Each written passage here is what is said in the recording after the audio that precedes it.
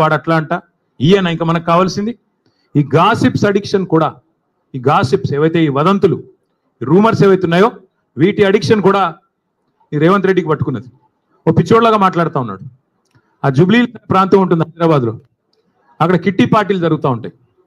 మధ్యాహ్నం కొంతమంది బాగా డబ్బున్నోళ్ళు కిట్టి పార్టీలు చేసుకొని వీళ్ళ గురించి వాళ్ళ చెవులు కొరుక్కోవడం, వాళ్ళ గురించి వీళ్ళ చెవులు కొరుక్కోవడం, అది జరిగేది. ఈయన కూడా అట్లాంటి కిట్టి పార్టీ ఆంటీ ఈయన రేవంత్ రెడ్డి గారు. ఎక్కడో ఎవడో చెప్పింది విని అదే నిజం అనుకుని భ్రమించి దాన్ని మళ్ళీ 10 మందిని పోగేసుకొని మీడియాని పోగేసుకొని చిట్ చాట్ల పేరిట చిల్లర మాటలు మాట్లాడే నికృష్టుడు రేవంత్ రెడ్డి. నేను అందుకే అంటా ఉన్నా, నువ్వేదో వాగావు కదా నేను డ్రగ్స్ బిగ్స్ అని. దమ్ముంటే మగాడివైతే బయటికి వచ్చి పత్రికల్లో మాట్లాడు, నువ్వే ముఖ్యమంత్రి, నువ్వే హోంమంత్రి, ఏం ఆధారం ఉందో పెట్టు. అంతేగాని ఒక దొంగలాగా నీకు అలవాటైన పని చీకట్లో కూర్చొని 10 మందితో ఒకటి చెవులో కూడా కొరుక్కొని పనికిమాలిన మాటలు మాట్లాడుతూ టైంపాస్ చేయకు. ఇంకొక మాట కూడా అడుగుతా ఉన్నా నేను, ఈ శవాల మీద పేలాలు ఏరుకోవడం ఏందే నాకు అర్థం కాదు. ఎవరో చనిపోతే దుబాయ్లో దాన్ని నాకంట కట్టడం ఏంది? నీ బొందా ఏమైనా జ్ఞానం ఉందా నీకు? అసలు ఏం మాట్లాడుతున్నావు? రాష్ట్ర ముఖ్యమంత్రివా లేకపోతే శవాల మీద పేలాలు ఏరుకునే దౌర్భాగ్యుడివా? నేను అందుకే అంటా ఉన్నా, నీకు దమ్ముంటే ఆధారం బయట పెట్టు, దమ్ముంటే ఏ టెస్ట్ చేస్తావో చెయ్యి, దమ్ముంటే నీ దగ్గర ఏం ఆధారం ఉందో పెట్టు. లేదా ఈ కిట్టి పార్టీ ఆంటీ లాగా ప్రతిరోజు ఇళ్ళ చెవుగురికి వాళ్ళ చెవుగురికి హెడ్లైన్లు మేనేజ్ చేసి మీడియాను మేనేజ్ చేసి ఎక్కువ రోజులు బతకలేవు. ఇంకో మాట నేను అడుగుతా ఉన్నా, నేను అంటా ఉన్నాడు, నేనంట కోర్టుకు పోయి స్టే తెచ్చుకున్నా అంట. కోర్టు ఏం చెప్పింది తెలుసా రేవంత్ రెడ్డిని?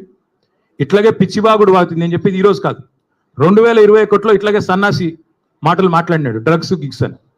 నేను కోర్టుకు పోయి పనికిమాలిన మాటలు మాట్లాడుతున్నాడు ఆధారం లేకుండా అని కోర్టుకు పోతే కోర్టు ఏం చెప్పింది తెలుసా? చెత్త మాట్లాడితే చెప్పు తీసుకొని కొడతామని చెప్పి ఇంజంక్షన్ ఆర్డర్ ఇచ్చింది. దాన్ని స్టే అంటాడు. ఈ మూర్ఖుడికి ఇంజంక్షన్ ఆర్డర్ తెలియదు, స్టే తెలియదు.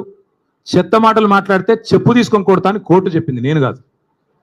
బుద్ధి జ్ఞానం ఉంటే ఆ ఇంజంక్షన్ ఆర్డర్ ఇంకా ఉంది. నువ్వు ముఖ్యమంత్రివి. ఒక థర్డ్ రేట్ చిల్లరగాడి లాగా బజార్లో పోయే చిల్లర పంచాయతీ లాగా చెయ్యకు. ఇంకో మాట అంటాడు, నేనేదో లోకేష్ని కలిసినట్టు అర్ధరాత్రి పోయి మేమేం చేసినా బాజాప్తా చేస్తాం, బేజాప్తా చేయాల్సిన కర్మ మాకు లేదు. అయినా నాకు తెలియక అడుగుతా, లోకేష్ ఏమైనా నీ లెక్క అంతర్రాష్ట్ర దొంగనా? లోకేష్ ఏమైనా నీ లెక్క సంచులు మోసినోడా? లోకేష్ ఏమైనా నీ లెక్క చదువు రానోడా? కలిస్తే తప్పేంది? ఒకవేళ కలవలేదు కలిస్తే తప్పేంది? అయినా నాకు తెలియక ఇంకో మాట అడుగుతా, పక్క రాష్ట్ర మంత్రి యువకుడు, నాతో డెఫినెట్గా సత్సంబంధాలు ఉన్నాయి, ఇద్దరం కూడా ఫ్రెండ్లీగా ఉంటాము, కలవలేదు కానీ కలిస్తే తప్పేంది? నాకు తెలియక అడుగుతా.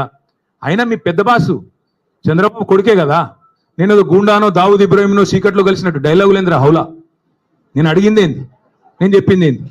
నేను దొంగను కలిసిన నీలాగా, లేకపోతే నీలాగా లోఫర్ రాజకీయాలు చేస్తున్నాను ఢిల్లీలో పోయి చీకట్లో పోయి అమిత్ షా కాళ్ళు పట్టుకొని చీకట్లో పోయి మోడీ గారి పాదాలకు ప్రణమిల్లి చిల్లర రాజకీయం చేస్తున్నానా? పక్క రాష్ట్ర మంత్రి యువకుడు నాకు తమ్ముళ్ళు అంటాడు, కలిస్తే కలుస్తా కానీ నేను కలవలేదు. దానికి ఏదో పెద్ద ఈయనేదో గొప్ప విషయం కనిపెట్టినట్టు.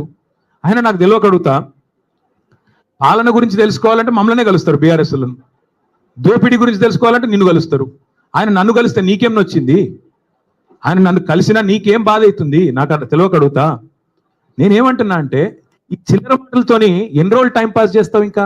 ఇంకెన్ని రోజులు ప్రజలు ఇవాళ ఆగం చేసే ప్రయత్నం చేస్తున్నావు? అసలు నిన్న రేవంత్ రెడ్డి గారు ఎందుకు మాట్లాడండి పనికి మాలిన మాటలు? ఎందుకు అంటే ఒకటే కారణం, దొరికిపోయిండు. ఇందాక నేను చెప్పిన కదా, దొంగతనం చేయడం మళ్ళీ దొరికిపోవడం ఈయన స్పెషాలిటీ. 48 గంటల ముందు డైలాగులు కొట్టిండు, నేను రానే రాను. ఆంధ్ర వాళ్ళు మీటింగ్ పెట్టినారు, ఆంధ్ర ప్రభుత్వం వాళ్ళ చేతుల్లోనే కేంద్ర ప్రభుత్వం కూడా ఉంది, మరి నేను రాను